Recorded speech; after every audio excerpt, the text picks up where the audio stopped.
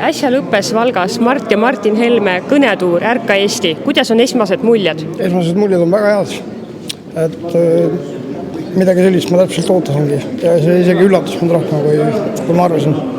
Täna kõlasid siin mitmed tõsised probleemid. Mis kõnetas kõige rohkem? Arvan, et see üks väga tõsine probleem ongi selle meie elektriga, mis on meeletult kallis.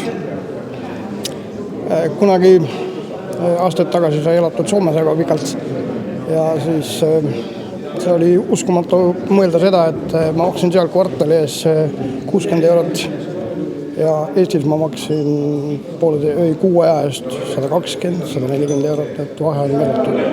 Et see oleks üks asi, mis kindlasti, kui selle korda saaks, siis ma arvan, et Eesti on maailma tipus. Tuleb siia kõik investeeringud ja kõik muu.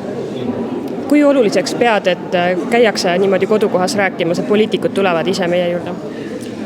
Tegelikult on see väga oluline, sest ega noored väga ei viitsi tulla ja ei taha tulla, aga kui sulle ikkagi, tänapäeva noored on kahjuks nii mugavad, et lihtsam on istuda kuskil internetis ja heal juhul vaadata, aga kui ikkagi tuuakse sulle kodukohta, mis siin Valgasse väga palju ei tule midagi tavaliselt, siis see on ainult tere tulnud. Vabariigi valitsuse poolt on öeldud välja sõnad, et Eesti ongi nüüd korda tehtud, et kuidas sa seda kommenteeriksid? Kas see on nii? Ma jätan kommenteerimata.